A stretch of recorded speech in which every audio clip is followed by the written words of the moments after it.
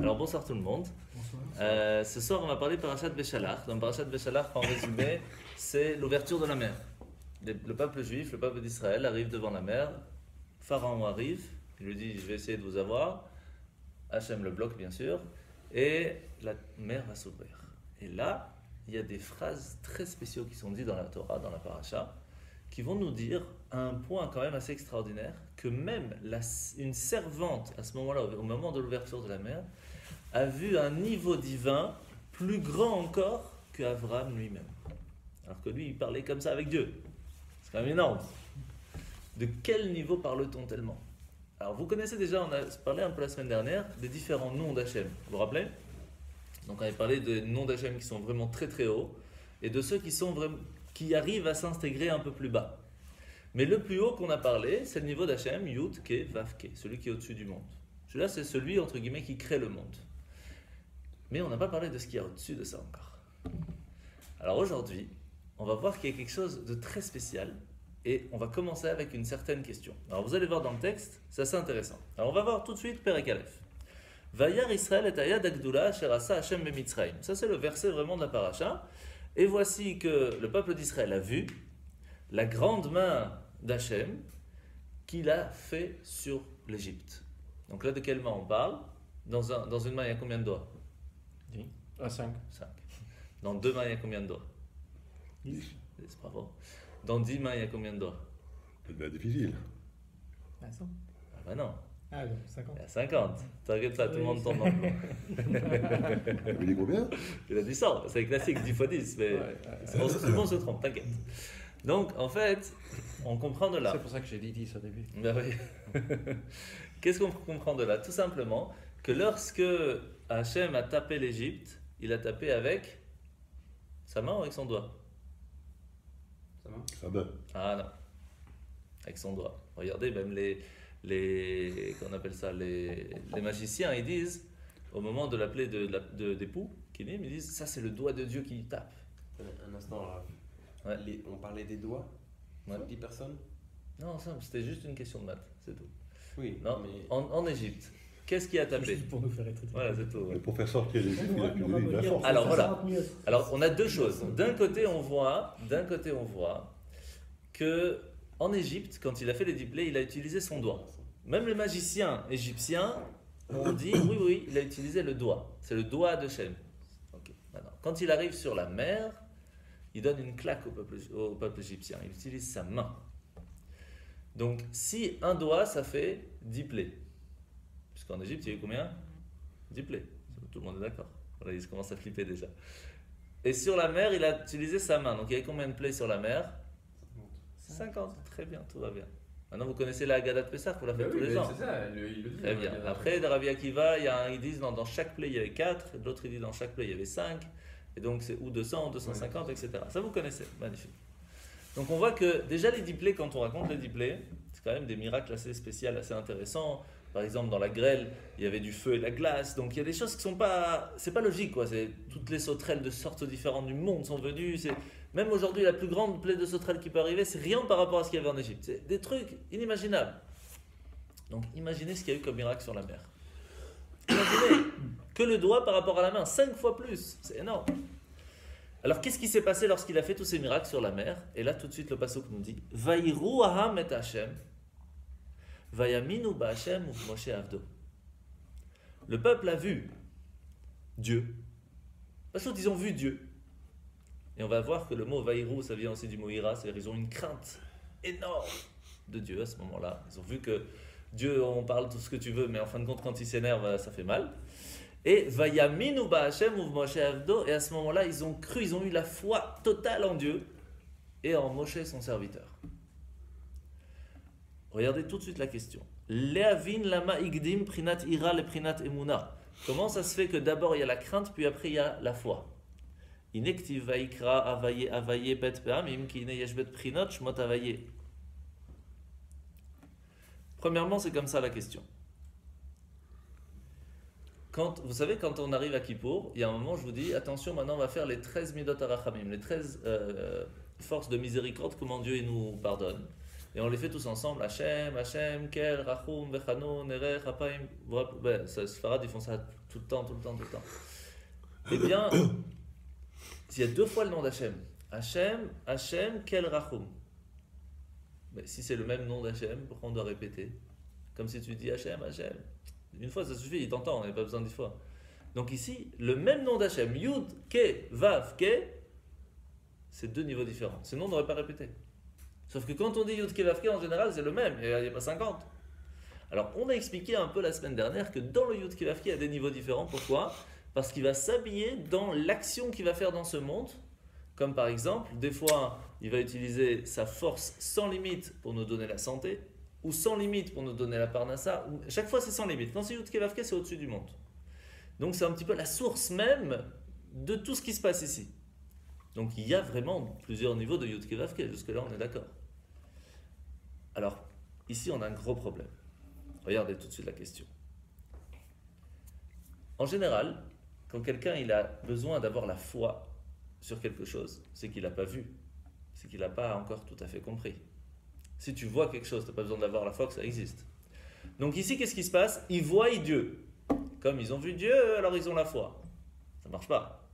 Si tu as vu, tu sais. Alors tu n'as pas besoin d'avoir la foi. Alors qu'est-ce que ça veut dire? D'abord, ils ont vu, donc ils ont une crainte totale. Ils étaient complètement époustouflés sur la grandeur d'Hachem. Et à cause de ça, ils ont eu la émouna en Hachem. Ça ne veut rien dire. Il y a un problème. Et encore plus, maintenant qu'ils ont la émouna en Hachem, ils ont la émouna en qui? En Moshe. Alors, déjà, on ne peut pas dire que Moshe c'est plus grand qu'Hachem, mais même le mettre à égal, c'est pas évident. Alors, on va voir tout de suite quelque chose de très intéressant. Perikbet. Aleph, ou Prinat Shamavaye. C'est là, Perikbet. Première chose, c'est que il y a Shem Havaye Deletata. Il y a le nom d'Hachem de Yud Ke Vav Ke, d'accord, qui se trouve en bas. Ameave Kol Olamot Ma'in Leyesh. C'est lui, ce niveau de Yud Ke Vav Ke qu'on parle tout le jour. Celui qui permet de faire la création du monde, du néant à quelque chose. Il n'y avait rien. Et il crée le monde. Celui-là, c'est celui qu'on connaît, c'est le classique, c'est le Dieu au-dessus de tout, quoi. Et pourtant, il est encore appelé le Dieu en dessous. Donc il y a encore quelque chose au-dessus, mais on va essayer de comprendre de quoi on parle. Ou la vin la shan ma'in la yesh, aloktiv kimimcha akol. Là, il y a une question qui est énorme qui arrive tout de suite. Si on dit qu'il a créé de rien du tout à quelque chose, ça veut dire qu'il n'y avait rien. Il n'y avait pas rien, il y avait Dieu. Donc on ne peut pas dire qu'il a créé de rien. Tout de suite, il y a un problème. Donc, on aurait plutôt dû dire, de la lumière divine a été créé le monde. Là, c'est écrit qu'il n'y avait rien, il y avait le néant. Et c'est du néant qu'il a créé le monde. Bon, première question.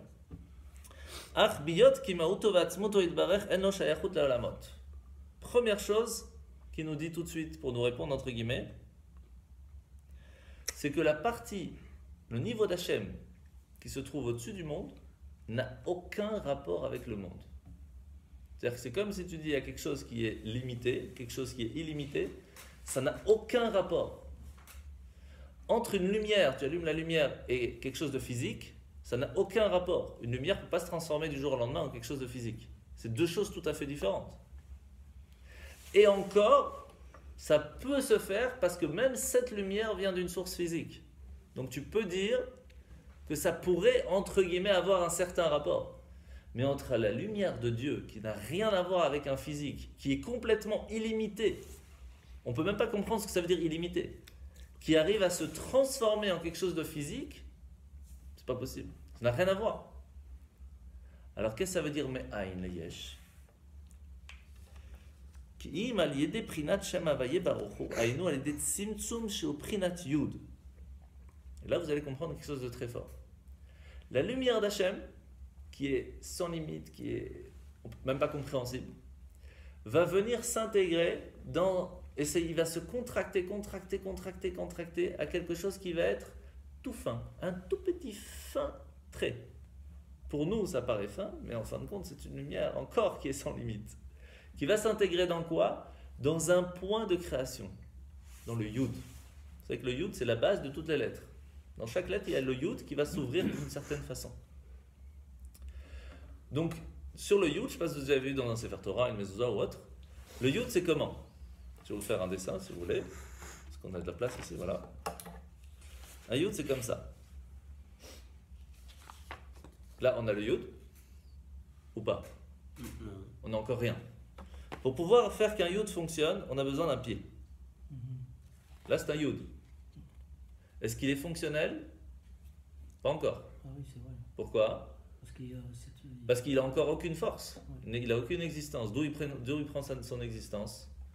De ce petit kotz. Celui-là. Petit là au-dessus.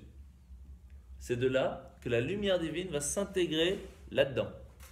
Il va rentrer dans le Yud, il va créer une certaine place. Et il faut qu'il transmet ça. Comment il transmet? Par ce petit truc ici, là en bas. Là. Ce qu'on appelle un Oketz Rabenuta. S'il n'y a pas ça, ça n'arrive pas à la lettre d'après. C'est pour cela que vous trouvez une mezouza sans ce petit truc en dessous, pas cachère. C'est rien, hein, c'est un tout petit clic. C'est ça qui permet de transmettre la lumière à la lettre qui est après. Pourtant, quand tu vois une impression, là, je pense pas qu'il y a un... Non, ils ne mettent pas souvent. Non, ils ne mettent pas parce que ça, c'est juste de l'impression simple. Ouais. Donc maintenant qu'on a compris ça, ça, c'est la lumière d'Hachem qui est tout en haut. Elle va se contracter à un niveau pas possible pour arriver dans un point. Ce point, qu'est-ce qu'il va faire? Il va créer quelque chose à partir de rien. Ce Yud vient à partir de rien. C'est-à-dire quoi à partir de rien? Avant ce Yud, Hachem, il a laissé une place sans lui. Parce que s'il est là présent, si sa lumière est toujours présente à un niveau sans limite, si Dieu, de toute façon Dieu est partout, mais si il ne se cache pas, rien d'autre ne peut exister. Donc il va se cacher complètement pour laisser une place à quelque chose d'autre. Mais même en se cachant, c'est tellement encore présent sa lumière qu'il va devoir se contracter à un autre niveau. Donc d'abord, il va se contracter à ce tout petit niveau-là pour y faire un point. Ce point-là, c'est la chorma. C'est la sagesse, la compréhension de se dire, j'ai l'étincelle, j'ai la pensée de faire quelque chose. Je n'ai pas encore ni choisi quoi, ni comment. Simplement, je vais créer quelque chose. Je vais faire la radio. Maintenant, qu'est-ce que je vais mettre dedans? On n'en sait rien. Je vais le prendre, je vais l'ouvrir. Comment on ouvre un yud? Comment on dévoile un yud? C'est facile. Regardez, je prends le yud, je l'ouvre.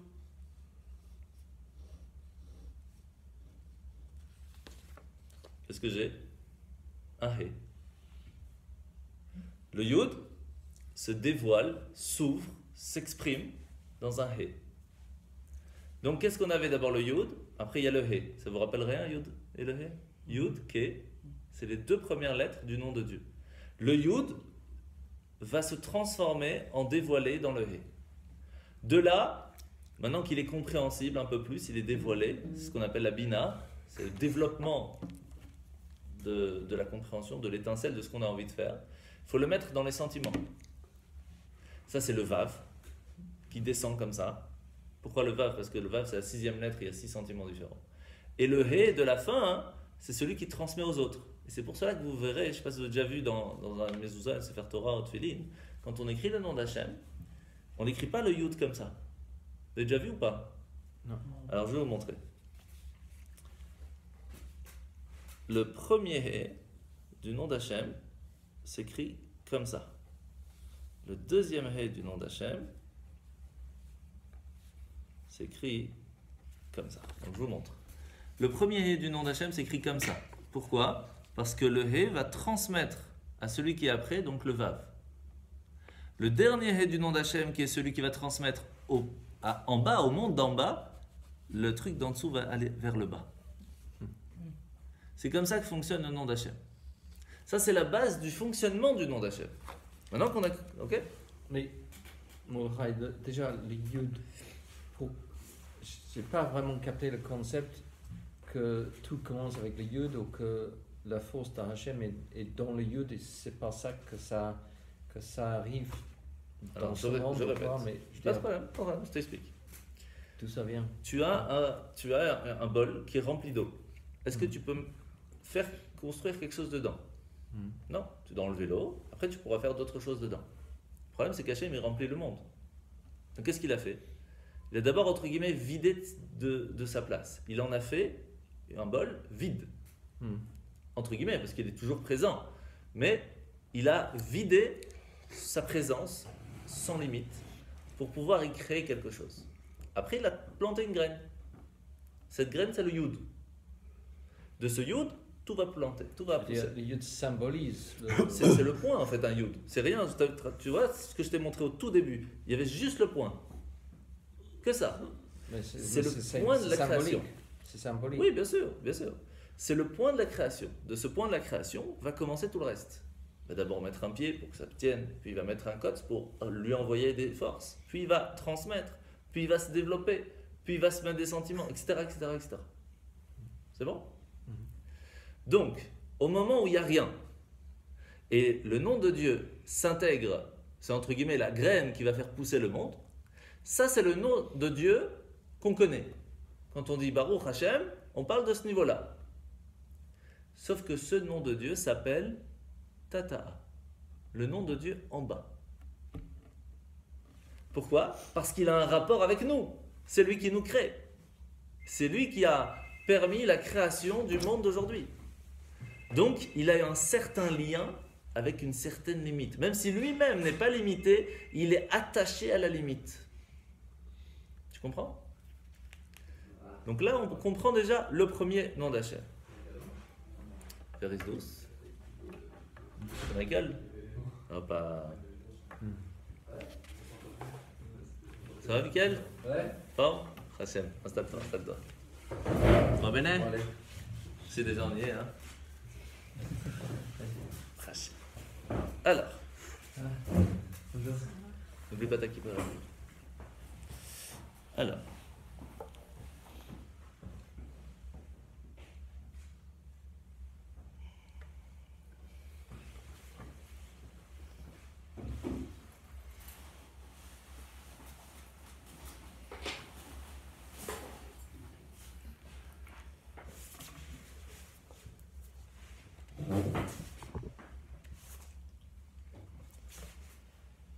Imaginez qu'une personne est très contente, soit de son ouvrier ou de quelqu'un qui connaît, d'un ami, et que lui dit, tu sais quoi, dis-moi ce que tu veux. Ce que tu veux, tu l'as. Cette parole, ce que tu veux, tu l'as. Il n'y a pas de limite. Ça, c'est un peu le yud, si vous voulez. C'est un petit peu le dire, je vais créer un monde. Ce que tu veux, je mets. Mais est-ce qu'on peut vraiment créer un monde sans avoir une structure? Pas possible. Donc, qu'est-ce qu'il fait la personne lorsqu'il entend ce que tu veux, je te donne? Elle dit, bah là, je veux ça, ça, ça, ça, ça. Et là, ça limite tout de suite les possibilités qu'il y avait avant. Là, c'est la même chose. Hachem, il dit, je plante le Yud pour créer un monde. Maintenant, il va falloir que je fasse quelque chose. Je ne peux pas dire, allez hop, c'est parti, on laisse pousser tout seul. Ça ne marche pas. Il faut des structures. Sinon, les arbres, ils vont donner des vaches. Moi, j'en sais rien, moi. Ça ne va pas marcher. Ça. Il faut mettre une certaine structure. Donc, qu'est-ce qu'on va faire? On va limiter les choses. Et ça, c'est plus tard, lorsqu'on va parler du nom de Elohim, qui va donner les détails de chaque chose, qui va filtrer toutes les petites choses pour que chacun reçoive sa force de façon précise, pour que chacun puisse construire, grandir de la meilleure façon. Maintenant qu'on a compris qu'il y a un point, et que de ce point on peut venir plusieurs choses, on peut comprendre maintenant pourquoi on appelle ça Yesh Me'ayin. C'était vraiment quelque chose qui est venu de rien. Parce que s'il y avait encore la présence d'Hachem, rien ne pouvait être créé. Il a fallu complètement enlever Dieu pour pouvoir nous créer à nous. Est-ce que ça veut dire que Dieu n'est pas avec nous? Pas du tout. Pas seulement il est avec nous. Nous sommes une partie de Dieu. Tout est une partie. Tout est Dieu. Tout. Mais il se cache à un niveau tellement grand, c'est caché, qu'on peut même arriver à croire qu'on vit sans Dieu. C'est ça qui est fort. Ça, c'est énorme. C'est comme un parent qui a son fils qui lui dit, tu sais quoi, maintenant tu es grand, je te laisse sortir tout seul. Et de l'autre côté, il te suit avec le téléphone. Ça, on comprend bien aujourd'hui. On pense qu'on est tout seul, mais on est suivi à chaque seconde et il y a des caméras qui nous regardent partout. Même chose pour le gouvernement, Vous comprenez? Aujourd'hui. Écoutez la radio ce matin, toi. Pourquoi? Exactement, des sujets de ce matin. Ah ouais? Ah non, j'ai pas suivi ce matin, c'était vous là, sorry. Donc, c'est exactement ça. En fin de compte, Hachem, pas seulement il nous regarde, il gère, il a là-bas des ordinateurs, je peux vous dire, il n'y a pas que des terras là-bas qui fonctionnent, et ça rame, ça bouge, ça fonctionne, ça enregistre tout. Et quand on arrive là-haut, il nous sort le disque dur et je peux vous dire, il y a des quoi raconter. Ce qui veut dire que le mot olam, qui veut dire le monde, ça vient de quel mot en hébreu? Elem, qui veut dire caché. Hachem s'est caché pour pouvoir créer olam. Tout simplement. C'est tout simple. Ça, c'est la première base du nom d'Hachem qui est le plus proche à nous. Et encore, ça, c'est pour nous, c'est quelque chose qui n'est pas compréhensible, c'est illimité pour nous. Alors, qu'est-ce qu'il y a au-dessus de ça? On va voir, parce qu'on a dit qu'il y a deux. On va voir. Père Gimel, si vous voulez suivre dans les mots. Vine, kmo sheprinat zot tzarich liot tzimtzum v'itpashtut prinat Shem Havayeh. Ken yesh prinat Shem Havayeh delehila gam ken. Puisqu'on a dit que ce niveau d'Hachem là, qui a créé le monde, c'est un niveau d'Hachem qui est déjà très limité. Pour pouvoir avoir un certain rapport avec un monde limité, il a fallu déjà limiter cette lumière. Donc, est-ce qu'il y a le nom d'Hachem qui est juste avant, celui qui n'est pas limité? Of course. Mais alors qu'est-ce qu'il fait?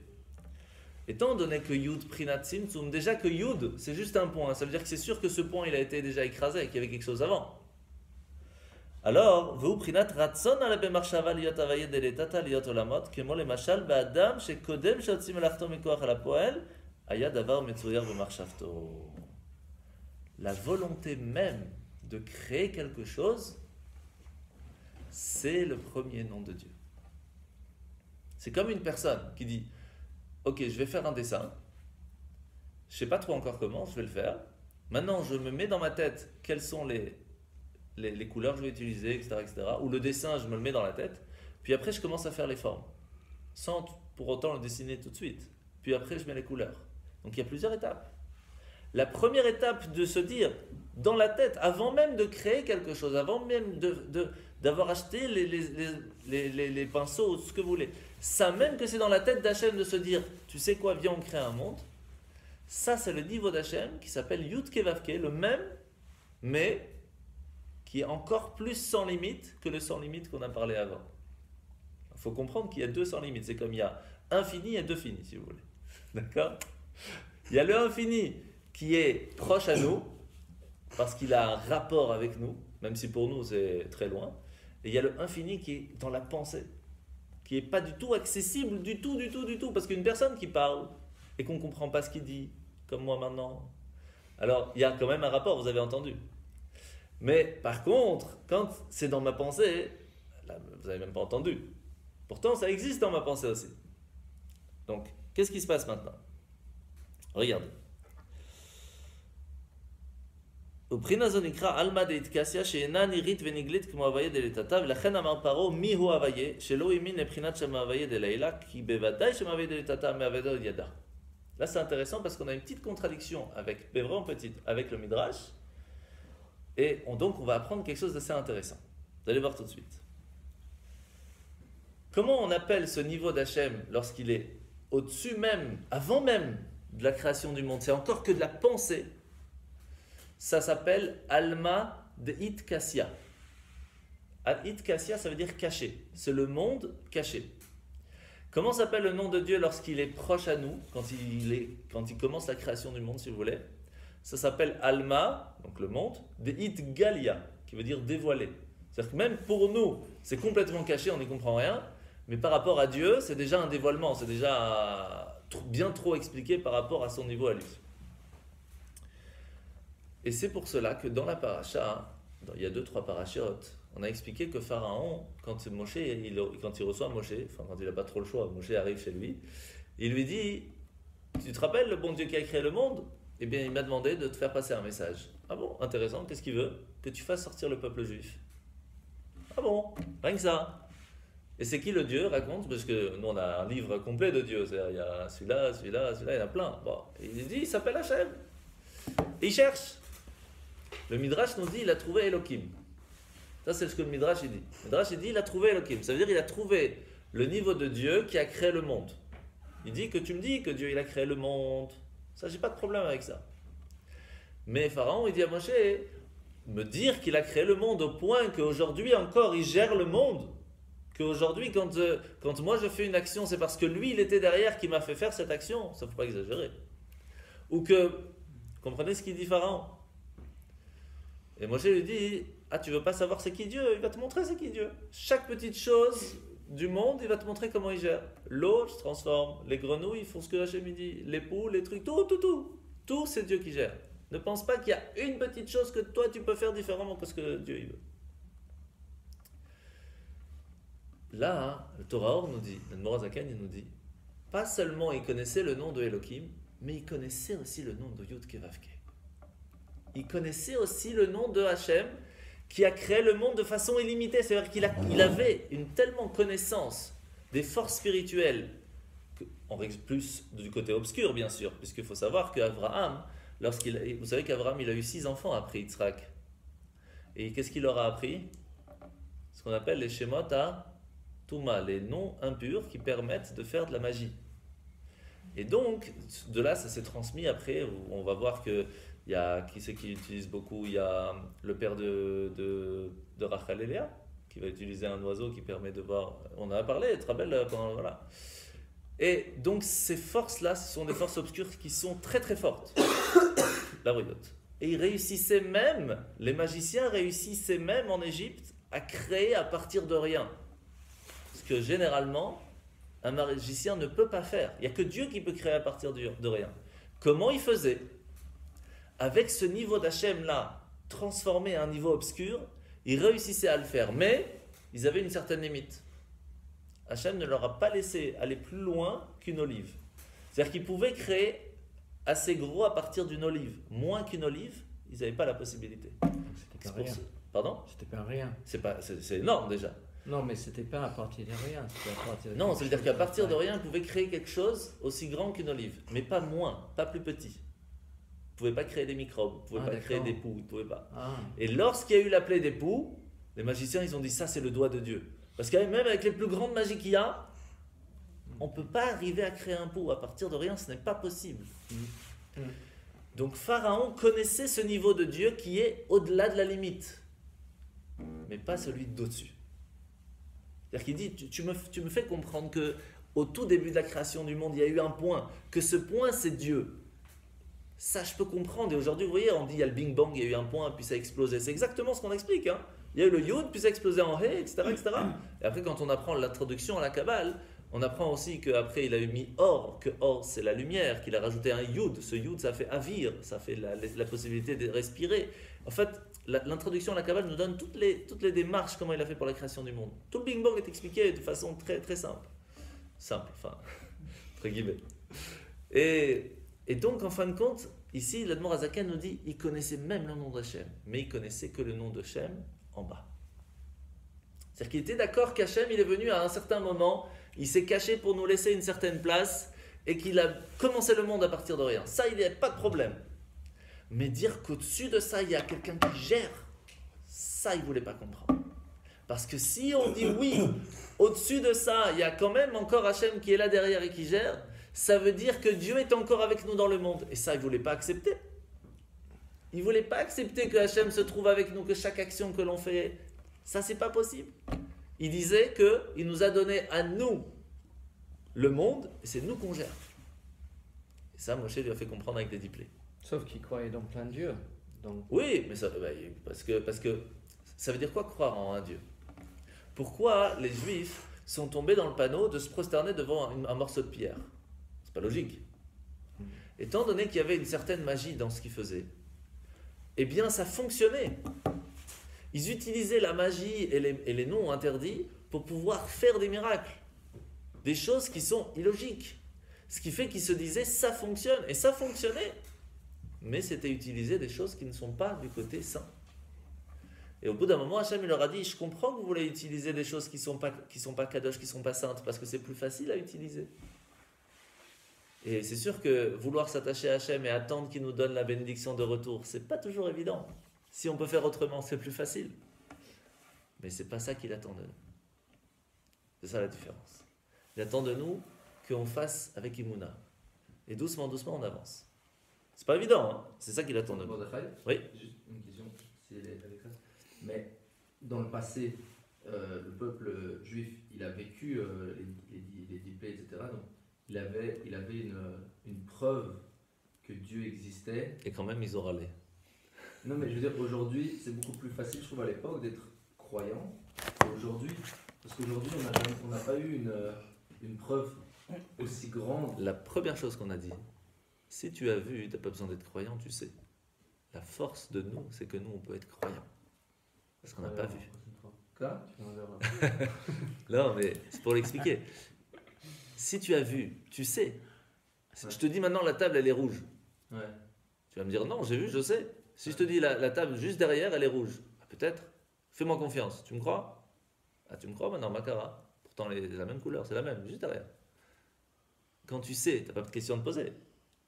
Ils ont vu les miracles. Et même avec ça, ils ont râlé. Donc, comme quoi, c'est pas... Même avoir vu, c'est pas ça qui change beaucoup. C'est la condition juive, quoi. Ouais, exactement. Ok? Alors, maintenant qu'on a compris ça, est-ce que là, ça va? Ouais. Ok.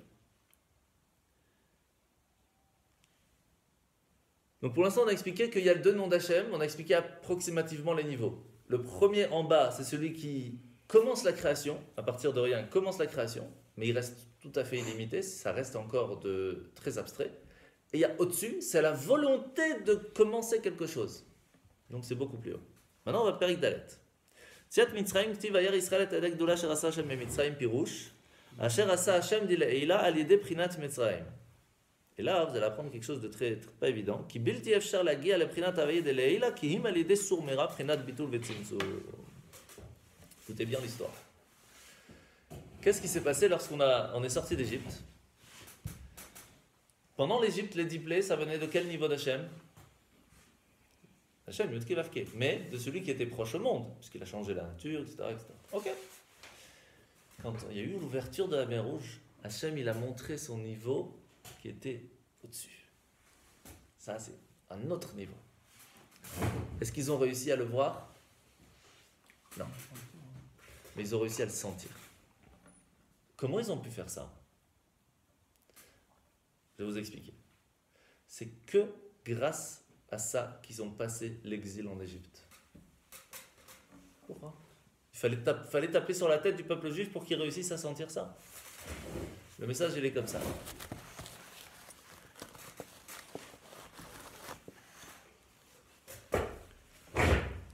Lorsque on a un gros morceau de bois et qu'on veut en faire des allumettes, qu'est-ce qu'on doit faire? On doit en faire plein de petites. Donc on doit casser, couper. Pas le choix. Lorsque la flamme de l'âme du peuple juif commence à devenir dure, sec, on doit couper de temps en temps pour pouvoir en faire des petites allumettes pour allumer. C'est-à-dire qu'il faut taper un petit peu dessus. Pas le choix. Comment faire? C'est très simple. Regardez bien ce qui est écrit ici. Yudke imshmi shasa.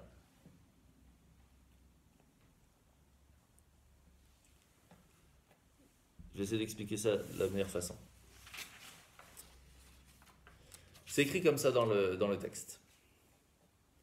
Zeshmi leolam veze zichri le dordor.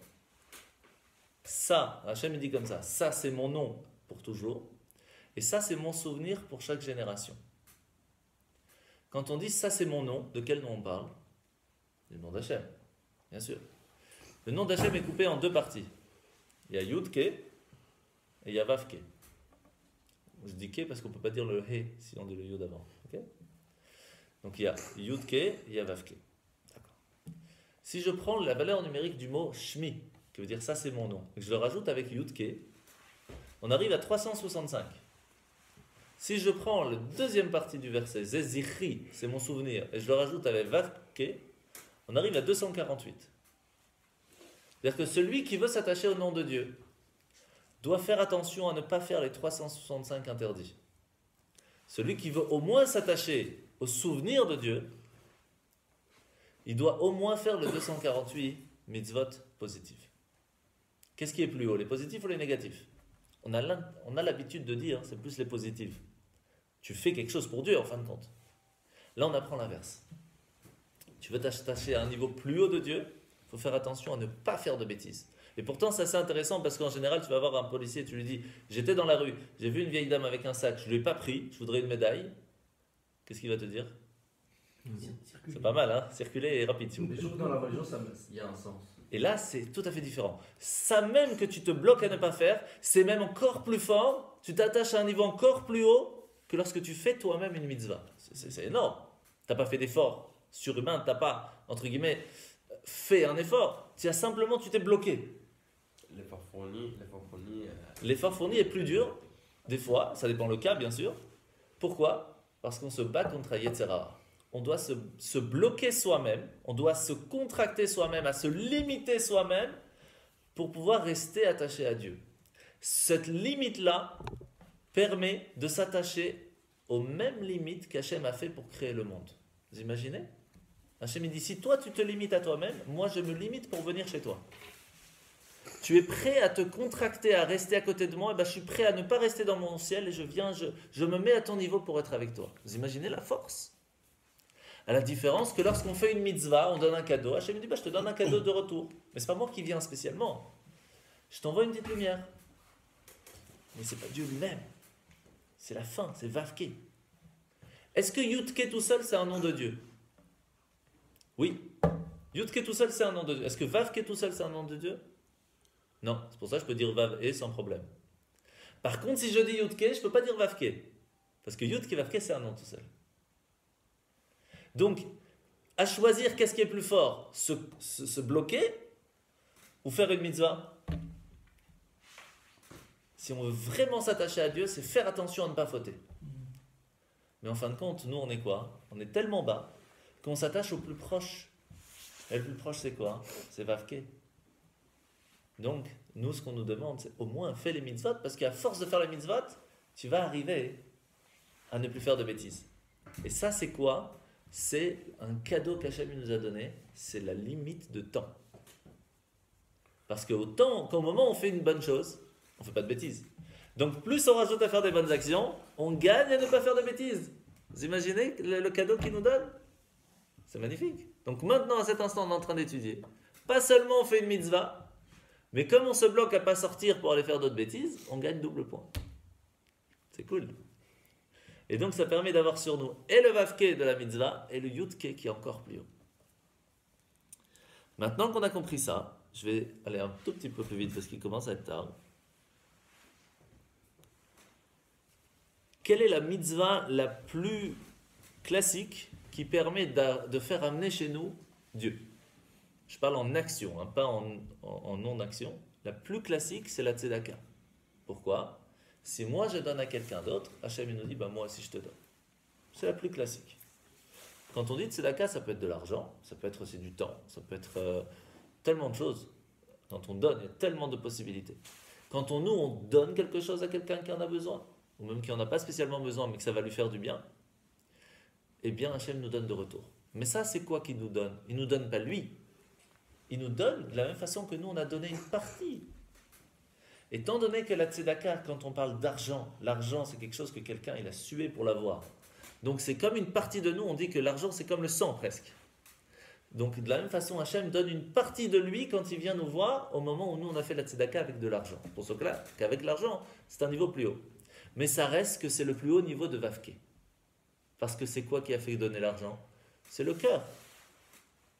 Le cœur c'est les sentiments, c'est le Vav.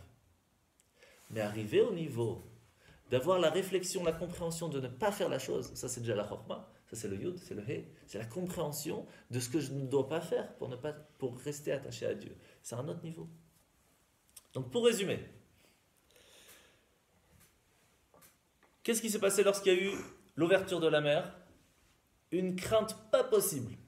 Dieu s'est dévoilé, il a dit, tu vois la mer, en général tu ne peux pas voir ce qu'il y a dedans. C'est le Alma des Kassia.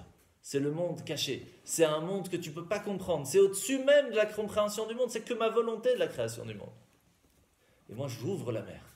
Je te montre que dans le monde, il y a quelque chose au-dessus. Tu vois le monde, chaque fois que tu croyais que c'est moi qui ai créé le monde, qu'il n'y a rien dessus, j'ouvre les cieux. Regarde, je suis là.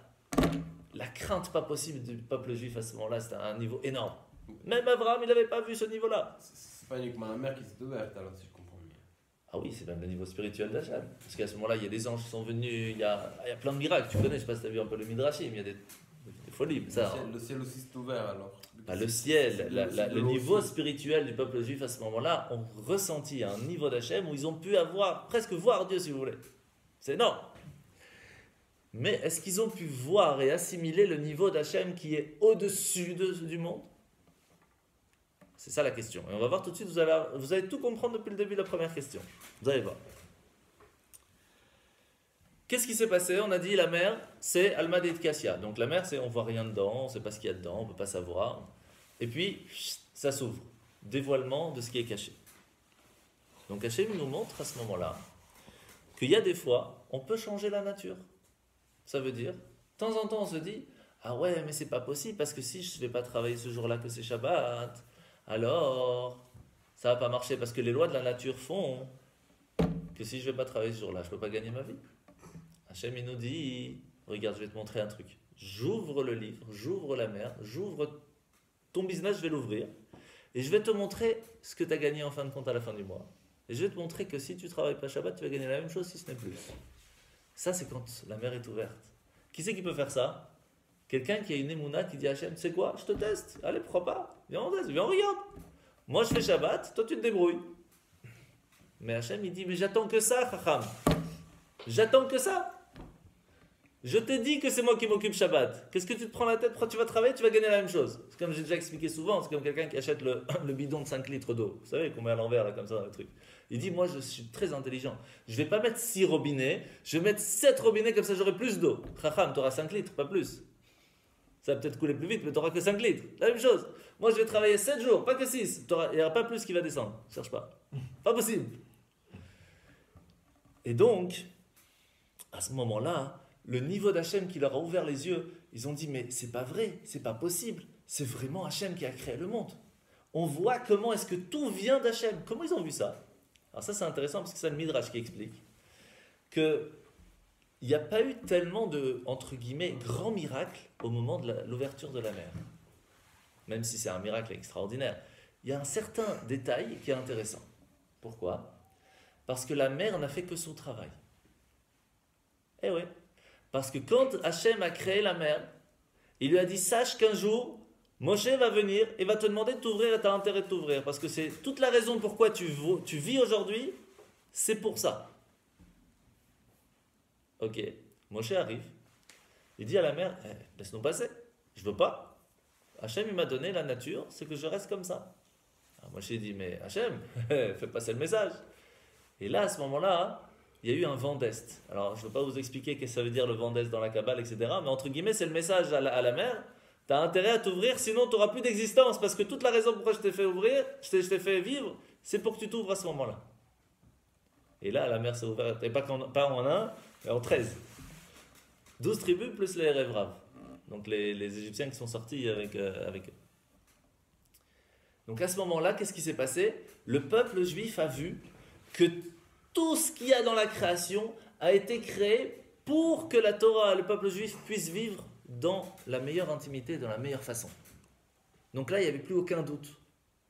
Mais alors, s'il n'y a plus aucun doute, il n'y a pas besoin d'Emouna. On a expliqué ça. Ça, c'est le premier niveau. C'est le niveau, comme tu as expliqué, mais eux, ils n'avaient aucun stress. Ils ont vu Hachem. Alors, qu'est-ce que ça veut dire qu'après, ils ont vu Hachem, ils ont eu la Emouna? C'est ça toute la question, la première fois qu'on a posée. Et la réponse, elle est qu'ils ont compris, ils ont vu ce que ça veut dire qu'Hachem, il a créé le monde qui gère, ça oui. Mais le niveau de Yud Kevavke d'au-dessus, ça, ils n'ont pas vu. Parce que ce n'est pas accessible. Mais ils ont eu la Emouna qu'il est là. Ils ont eu la confiance, la foi en se disant, si déjà Hachem il nous a montré que c'est vraiment lui qui a tout créé depuis le tout début, que c'est lui qui est là derrière, c'est sûr que c'est lui qui avait dans sa volonté déjà de l'avoir créé de cette façon. C'est sûr qu'il y a un niveau encore au-dessus. Comment, c'est quoi, je ne sais pas. Mais j'ai la Emouna qu'il est là. Ça, c'est la Emouna au niveau de Dieu encore plus haut. Mais ça ne répond pas à tout encore.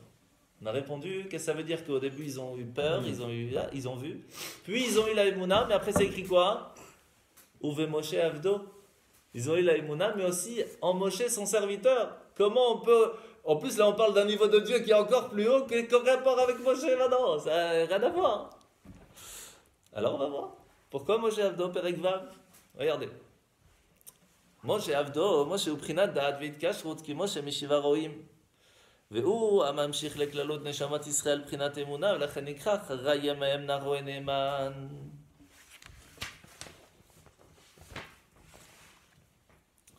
La réponse pour résumer, Moshe c'était le 7e.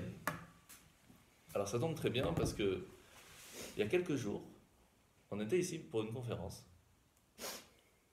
On va pas parler de la conférence parce que c'est pas du tout le sujet ce soir. Mais par contre, ouais. Non, mais par contre, pourquoi? Tu dis que tu peux nous résumer? Très rapide. Très rapide. Par contre, la question elle est pourquoi cette conférence a été organisée? Parce qu'on était Yudjvat. Yudjvat, le jour où le rabbi il a pris sur lui de guider le peuple juif. Ce jour-là, le jour de Yudjvat, il a fait un mahamar, donc il a fait, si vous voulez, un discours chassidique. Et il a expliqué que au tout début de la création du monde, Hachem est descendu dans le monde. Il s'est installé dans le monde, c'était le but. Pourquoi il a créé le monde? C'est pour il s'y installer. Adam et Ève, ils l'ont renvoyé de là. Ils ont mangé les fruits interdits, ils ont dit Hachem, on ne veut pas toi. Je veux faire ce que je veux. Et il a mangé le fruit interdit. Donc Dieu dit, je ne veux pas être dans un monde où mes créatures, ils ne font pas ce que moi je veux. Moi, je veux habiter avec ma famille, avec mes amis, pas avec des gens qui ne veulent pas me voir. Donc c'est un problème. Les gens d'après, encore pire. Pas seulement que je ne veux pas que tu sois à côté, mais parlons plus loin, on veut faire le pire bêtise. Et puis, ça jusqu'à arriver à Abraham, enfin Noach, avec le déluge, tellement il n'en pouvait plus, quoi, il a dit on recommence à zéro parce qu'il y a vraiment un kata. Abraham, il arrive, c'est le premier qui dit à Hachem, Hachem, viens s'il te plaît. Alors il descend d'un ciel. Il y a combien de ciels en tout? Vous savez, quand on dit Shema Yisrael Hachem Elokeinu Hachem Echad, le chet c'est 8, parce qu'il y a 7 cieux, puis la terre. Donc, Abraham, c'est le premier qui a dit à Hachem, viens s'il te plaît. Et donc il descend du 7 au 6. Puis, Yitzhak, Yaakov, ils font descendre jusqu'au moment où Moshe il arrive, c'est le 7e. Le 7e, qu'est-ce qu'il a comme force? Il fait descendre Hachem du ciel à la terre. Pour cela que tous les 7e, ils sont spéciaux. N'oubliez pas quand même que le 7e ne peut exister parce qu'il y a les 6 derrière. C'est important à préciser. Donc Moshe, il vient, il dit à Hachem, viens s'il te plaît sur le mont Sinaï, donne-nous ton cadeau. C'est ce qui va se passer. Malheureusement, avec le veau d'or, il va repartir.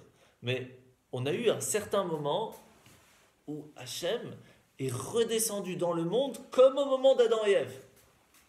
Et c'est pour cela que l'immortalité est revenue au moment du don de la Torah. Elle est repartie à cause du veau d'or, et c'est pour cela que lorsque quelqu'un a touché un mort, il faut prendre une vache rousse pour pouvoir enlever cette impureté, parce que c'est la vache qui répare le problème du veau, c'est la mère qui répare le problème du veau, tout simplement. C'est une des raisons pour la vache rousse. Donc qu'est-ce qui se passe à ce moment-là? Moshe, c'est le 7e. C'est lui qui vient et qui dit, tu vois Hachem il est là-haut, il n'est pas tout là-haut, il est avec nous. C'est lui qui nous met à l'intérieur de nous une émouna pas possible qu'on ne pourrait jamais avoir tout seul. Qui réussit à prendre le niveau d'Hachem qui est tout là-haut, même au-dessus du monde, celui Hachem lui-même qui a envie d'être installé ici. Et il le descend chez nous. Ça, c'est Moshe. Pour ça, il faut avoir l'âme de Moshe. C'est quoi la force de l'âme de Moshe? C'est un peu comme l'âme d'Adam. C'est comme un peu l'âme de chaque rabbi de la génération. C'est l'âme de Moshe, ça veut dire qu'elle a en elle une partie de l'âme de chacun du peuple juif. Ça, c'est extraordinaire. De la même façon que nous, on a un petit peu de l'âme de Moshe, Moshe, il a un petit peu de l'âme de tout le monde. Et donc, quand lui s'attache à Dieu...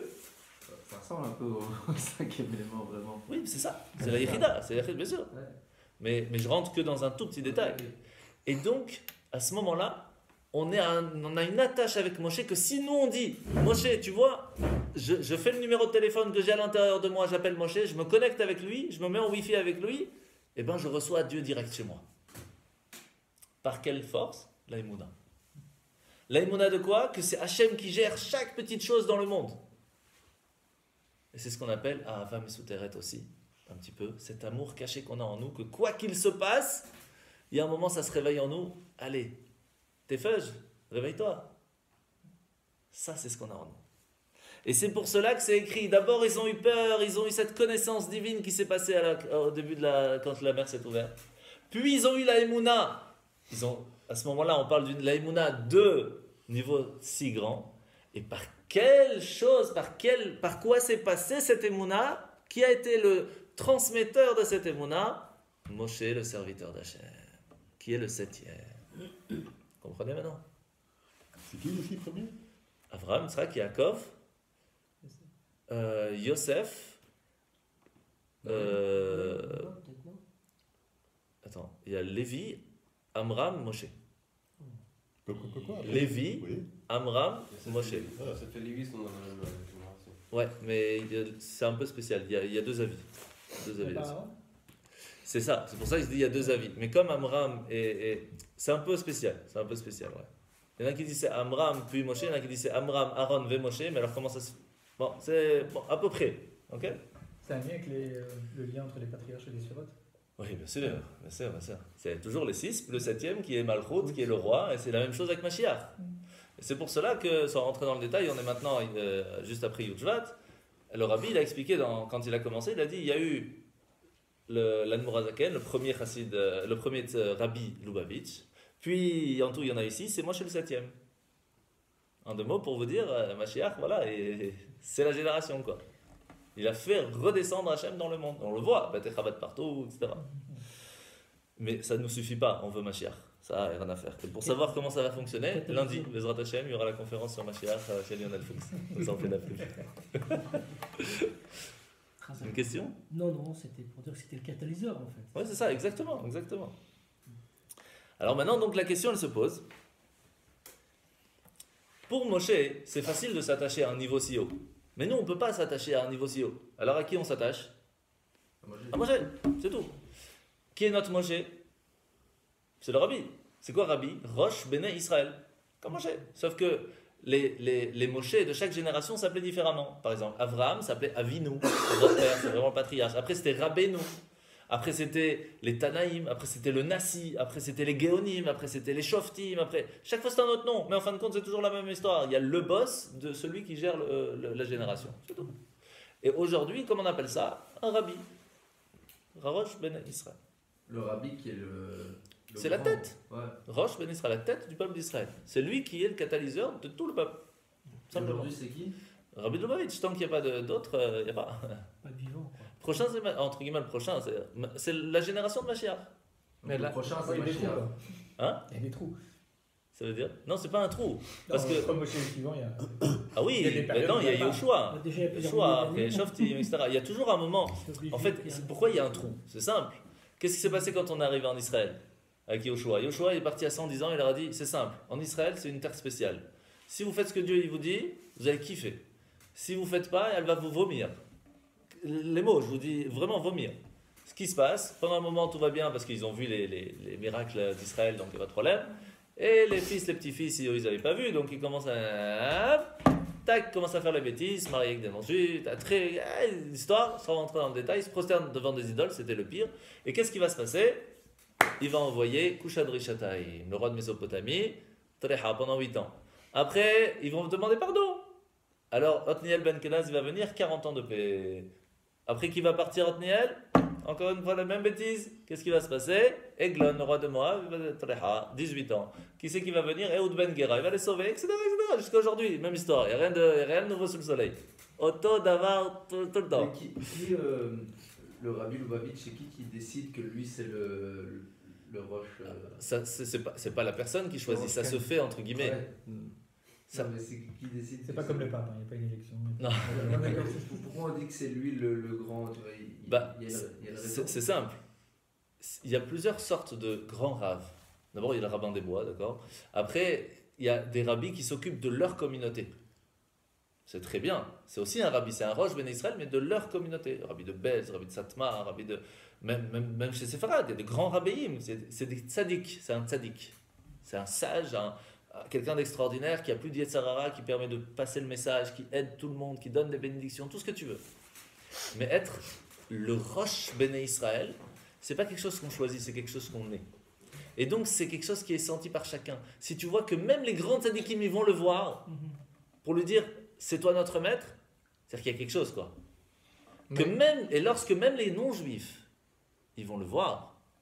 Mais aujourd'hui, on n'a Là, pas c'est que c'est un quelqu'un roche comme de ça. chez Roche. Aujourd'hui, on n'a pas Le quelqu'un- dernier, c'était le Rabbi Lubavitch. À ce niveau-là, il n'y a personne d'autre. Parce que même Baba Saleh, qui était... Baba Saleh, c'est un niveau, tu peux même pas t'imaginer, d'accord? C'est un vrai tzaddik, gamour, complet. Et il allait chez le Rabbi, ils étaient presque à égaux, si tu veux. Vraiment, c'est quelque chose d'extraordinaire. C'est pas compréhensible, le Non, niveau mais du on Rabbi. pourrait avoir un huitième aujourd'hui qui n'est pas Mashiach. On pourrait avoir un gars qui, Non, y a que, pas, y a que pas. tout le monde va regarder et va dire ouais, mais lui c'est le Il n'y a pas, sans il y a que ça pas. soit Tu Mashiach. peux pas t'imaginer le niveau du Rabbi, c'est inimaginable. Oui, mais si ça existait, ça peut plus exister. C'est Mashiach, il n'y a plus. Mais c'est ce qu'on va expliquer lundi. Il y a pas, on Le peut pas. prochain qui sera si grand, on verra que c'est Mashiach. C'est ça, c'est Mashiach. Ok. Après, est-ce qu'il y a deux Mashiach? Lundi. Ah, lundi. Mashiach Ben Yosef, Mashiach Ben David. On va voir si on a besoin des deux ou pas besoin des deux. Comme ça, je vous mets des petits poids, ouais. Mais est-ce que ça reste néanmoins, même si c'est vrai, etc., ça reste l'avis du mouvement Hasidim, et puis beaucoup d'autres juifs, mais pas forcément tous les juifs du monde qui considèrent que le Rebbe était à ce point Si. le... Tout le monde dit ça. tout le Après, il faut savoir que tu as Dans tous les si mouvements, tout le tous les monde dit, mouvements si de tout le pensée monde dit, juive, c'est qu'il y a un problème. Il faut toujours qu'il y ait un petit peu. Ça, c'est toujours. Donc, tu as toujours celui qui truc. Mais en fin de compte, même s'ils disent que c'est pas leur rabbi, si tu veux, il y a quand même. Ils ont un certain respect Oui, pour le il est rabbi qui reconnu comme une était. sommité. Voilà, c'est Mm. le rabbi. Ça, c'est quelque chose qu'on ne peut pas. C'est comme ça. Alors, qu'est-ce qui va se passer lorsque Mashiach va venir? On va ramener juste un détail ici qui va nous permettre de comprendre ce qui s'est passé au moment de l'ouverture de la mer. On va finir avec ça. C'est écrit que, d'abord, je ne sais pas si vous savez, mais quand la mer s'est ouverte, après, ils ont chanté une chanson. Az Yashir Moshe, vous venez. On le fait tous les Shabbats. Et spécialement ce Shabbat, je ne sais pas si vous savez, mais quand on vient ce Shabbat matin à la synagogue, quand on lit l'ouverture de la mer, si vous avez des problèmes dans le business, et donc c'est la mer qui bloque, la mer s'ouvre. Si vous avez des problèmes de shalom bayit, de paix dans la maison, la mer s'ouvre, aucun problème. C'est quand on vient ce Shabbat matin écouter la Torah, tous les problèmes que vous avez dans la vie, shalom Israël. C'est cool, hein. ça vaut le coup, hein? Il ne faut pas faire l'égyptien après. Ouais, c'est ça, exactement. Non, c'est vraiment comme ça. Ouais. Ah ouais, mamash. Le niveau de la lecture de Béchalach à Shabbat. Et non, T'as dit c'est cool ou t'as dit ça coule? c'est cool, c'est cool. T'as pas dit ça coule. Non, c'est pas ça cool. Ça coule de source. Je ne sais pas si vous savez, mais mardi, il y avait Parashat Aman à lire. Non, c'est pas grave. L'année prochaine. Non, tu nous as pas envoyé. Je t'ai pas envoyé.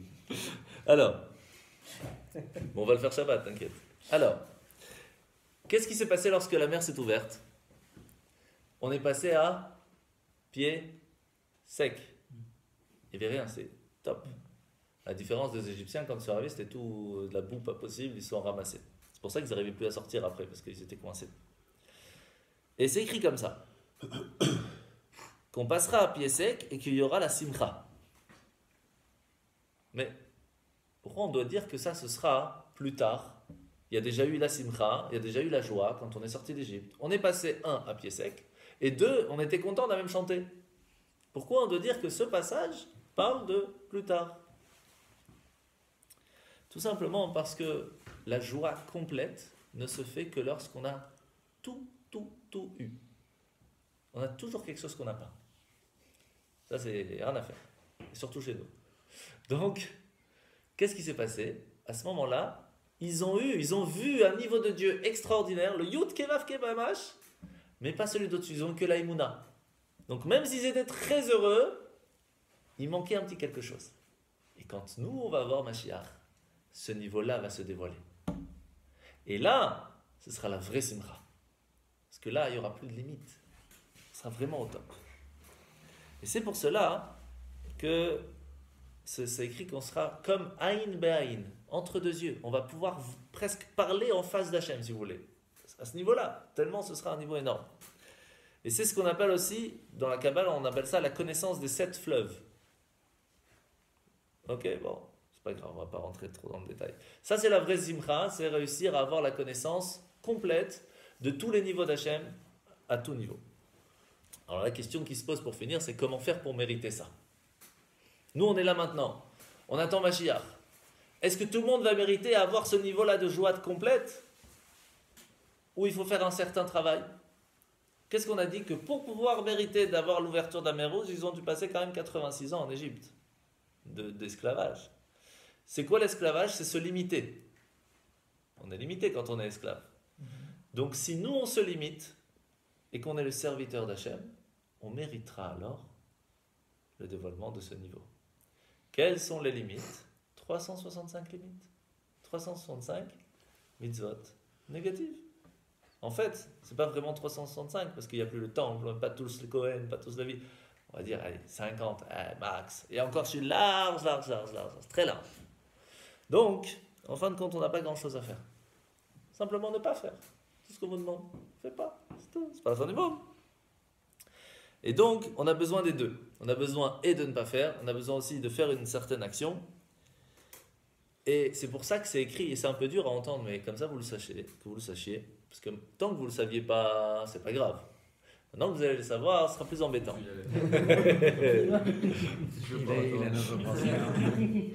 C'est rien de grave, c'est rien de grave et rien de compliqué, mais comme ça vous saurez pour la prochaine fois. C'est écrit comme ça. Celui qui ne se prosterne pas à Modim, quand on est à la prière le samedi matin, quand on fait Modim, Anachnulach, quand tout le monde se prosterne, celui qui ne se prosterne pas à Modim, il ne mérite pas d'avoir la résurrection des morts.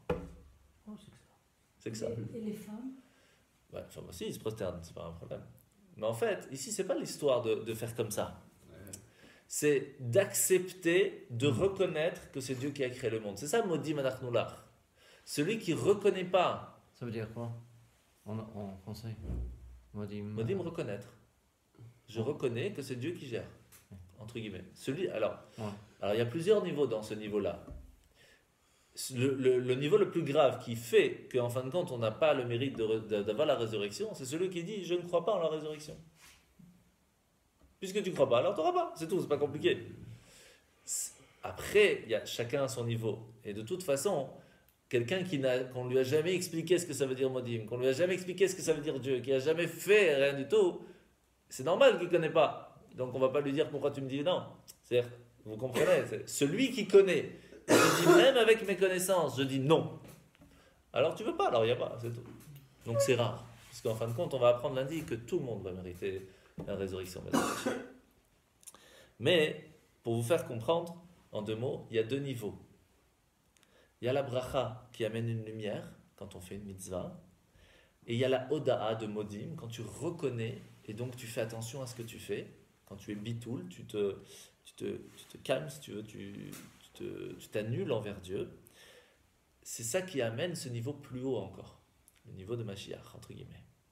Et c'est pour cela que c'est écrit une phrase dans les Mishnah, dans Pirkei Avot, la plus classique que tout le monde, vous avez tous entendu déjà. Yafeh sha'achat bitshuva ma'asim tovim, mikol chaye olam haba. Ça veut dire, c'est mieux une petite minute de teshuva et de bonnes actions dans ce monde que tout le monde futur. T'imagines? Comment c'est possible? Parce que le monde futur, qu'est-ce qu'il a? Tu parles du paradis, tu parles du monde futur, tout ça. Qu'est-ce que c'est? C'est le niveau d'Hachem qui est sans limite, qui se dévoile à toi. C'est énorme. Parce que là, on est d'accord. Mais ça ne va pas au-dessus de ça. Il n'y a pas de foi. Il n'y a pas de? Donc il ne faudra pas avoir foi, quoi. Il ne faudra pas avoir foi en Dieu. Pourquoi? Parce que tu Parce que tu l'auras. C'est ça, exactement. Ouais, c'est pas ça. Mais ça va plus haut que ça encore. Parce que même si ça s'arrête à une lumière illimitée, ça reste une lumière, c'est pas Dieu. Dans le monde futur, tu ne peux pas profiter de Dieu, tu profites de sa lumière. C'est comme si Hachem il te dit, on parle en Skype. C'est énorme. Via Mashiach. Non, je parle ici quand toi tu fais une bonne action, quand tu vas au monde futur, tu vas dans le jardin d'Éden, enfin je ne rentre pas dans le détail de ce que c'est exactement. Il n'est pas encore arrivé. Ouais. Ok. à ce moment-là, tu peux profiter de Dieu même à un niveau le plus grand possible, même avec les plus grandes mitzvot que tu as fait dans ta vie. Ok. Tu ne peux profiter que de Dieu même, la plus grande sans limite existante. Mais ça reste la lumière de Dieu, pas Dieu lui-même. Donc on le rencontre jamais. Non, ça de toute façon. Ok.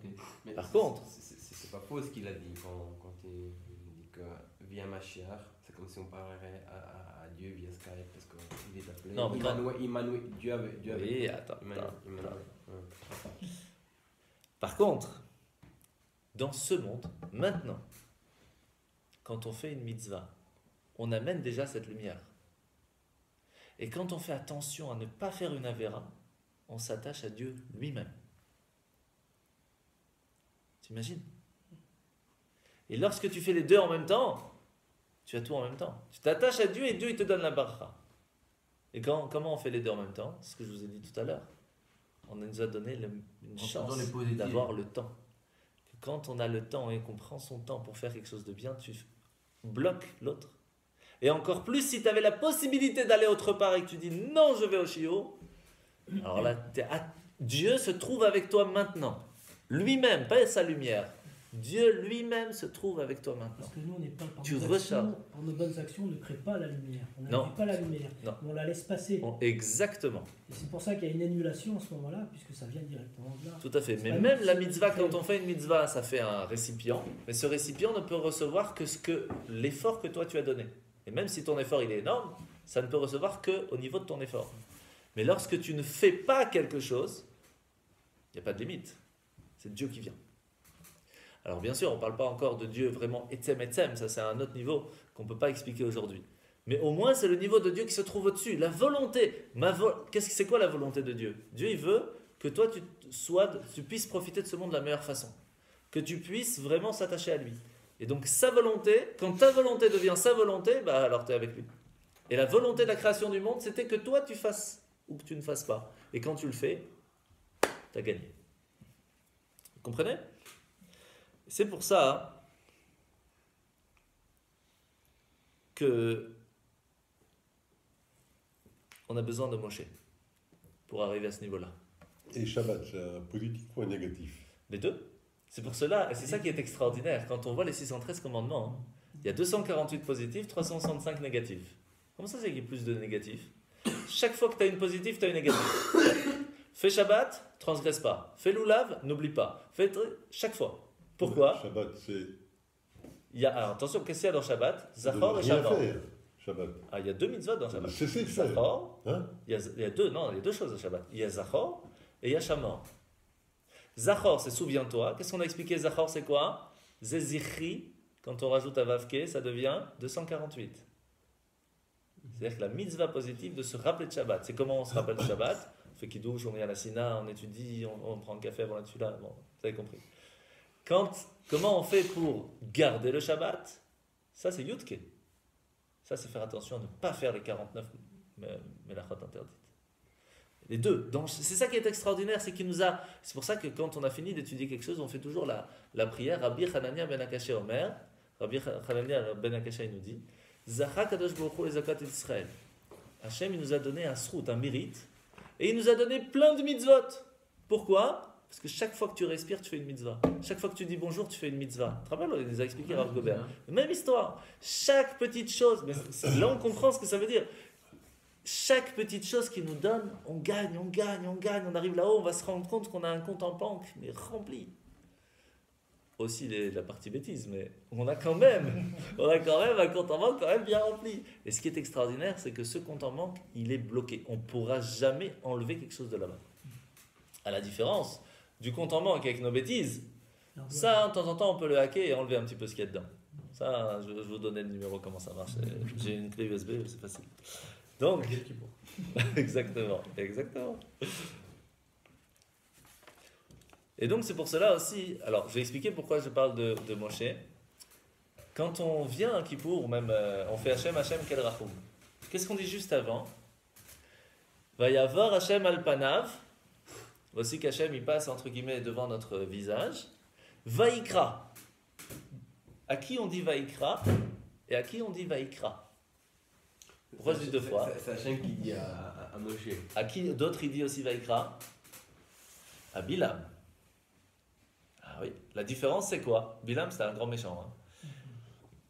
Et c'est quoi la différence? Il n'y a pas le Aleph dans Vaïkra de Bilam. Il n'y a pas le Aleph. C'est écrit ça se lit Vaïkra, mais c'est écrit Vaïkar. Il n'y a pas le Aleph. Quand il n'y a pas Dieu, il n'y a pas le Aleph, il n'y a pas toute la suite. Quelqu'un qui dit je veux aller vers Hachem, mais je fais rien, c'est-à-dire style juste dans le cœur. Il n'y a pas le Aleph. Donc il n'y a rien après, il n'y a rien qui arrive. Il suffit de rajouter le Aleph. Dire je m'attache à Moshe. T'es attaché à Moshe, t'as tout. Et t'as tout quoi? Hachem, qui est tout là-haut. Hachem, qui est plus bas. Kel, qui arrive vers toi. Rachum, qui est gentil avec toi. Chanoun, tout est avec toi. Comment tu t'attaches à Moshe? C'est tout. Tu dis, il y a un rabbi dans la génération, il nous a donné des enseignements, je m'attache à ces enseignements, je suis avec Hachem. Pas plus compliqué. Et ici, comme la question s'était posée, un truc, est-ce que c'est l'idolâtrie de s'attacher à Moshe?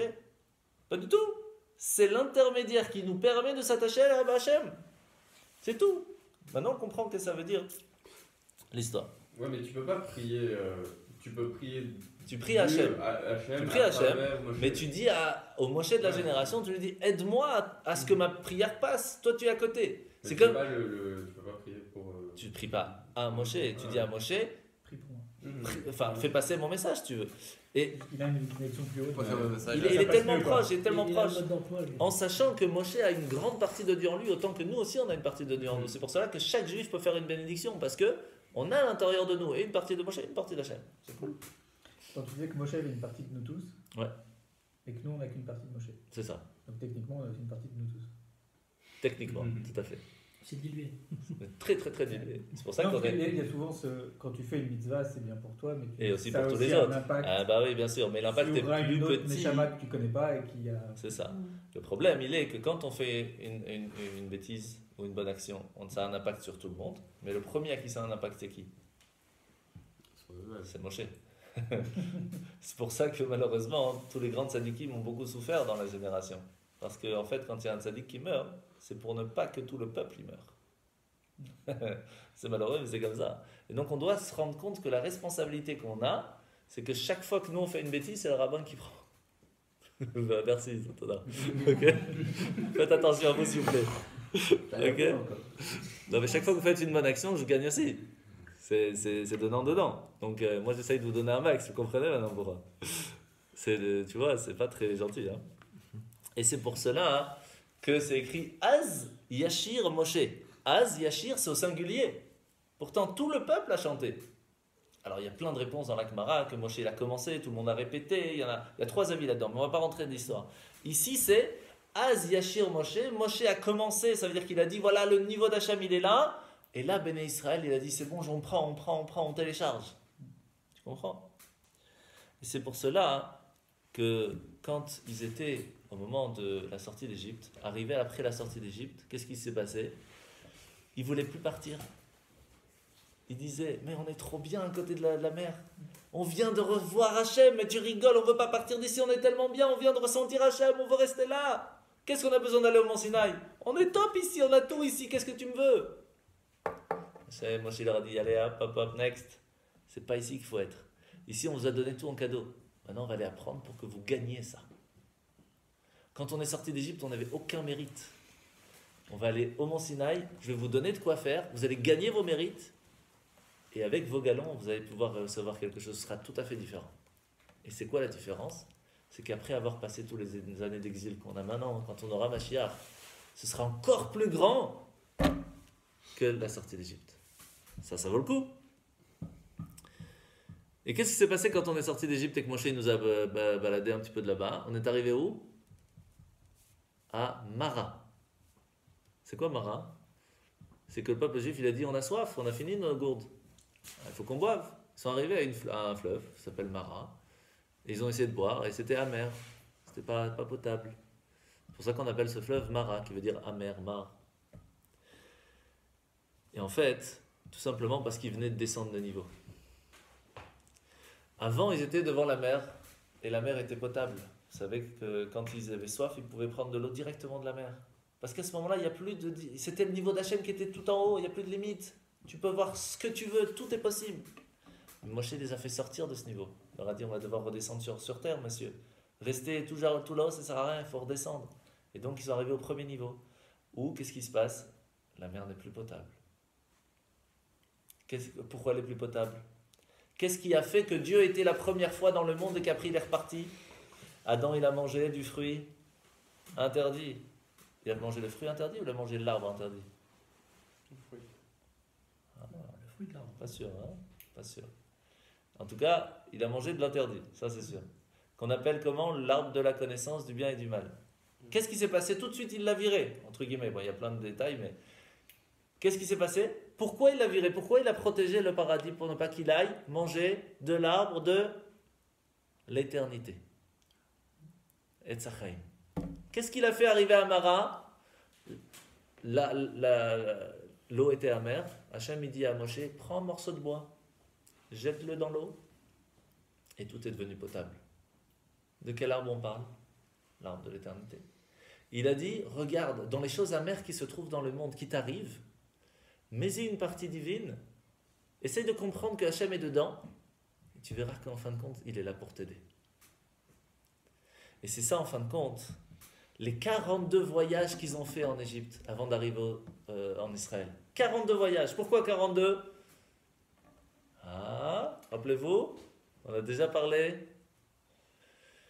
Shem Membet, il y a un nom de Dieu qui s'appelle Membet. Mab. Mem c'est 40, Bet c'est 2. Pourquoi? Vous vous rappelez pas? Non. Okay. Si vous demandez à des scientifiques aujourd'hui, c'est quoi le chiffre qui a créé le monde? Tout le monde va vous dire 42, mais ils ne sauront pas vous expliquer. Quand on apprend la Kabbale, on a toutes les explications. Prendrez plus tard le Bereshit, vous compterez 42, vous verrez c'est quoi. Je vous laisse un petit peu de boulot pour la semaine prochaine. 7 fois 6. 7 fois 6, c'est 42. Vous êtes d'accord, hein? Ouais. Réfléchissez, ouais. Sûr, ok. 7 fois 6, 42. 7 fois 7, 49. 7 fois 7, c'est quoi? C'est quand on est arrivé au Mont Sinaï. Mais c'est un niveau de perfection totale. Le monde n'est pas arrivé à un monde de perfection. Quand ils sont arrivés en Israël, ils n'étaient pas encore parfaits. Ils ont eu 42. 42, c'est énorme, c'est la création du monde. Mais il manque encore quelque chose. C'est-à-dire qu'ils ont réussi à, à parfaire leur niveau de bonté. Puisque dans chaque bonté, il y a un peu de bonté dans la bonté, il y a la sévérité de la bonté, il y a le mélange des deux dans la bonté, il y a gagner dans la bonté, il y a 7 niveaux de comportement dans chacun d'entre nous, mais dans chacun des 7, il y en a 7. Quand on arrive à 42, on a réussi à presque tout faire. On a fait 6 fois, on a fait les 6 premiers, on les a fait complets. Mais le dernier, Yesod.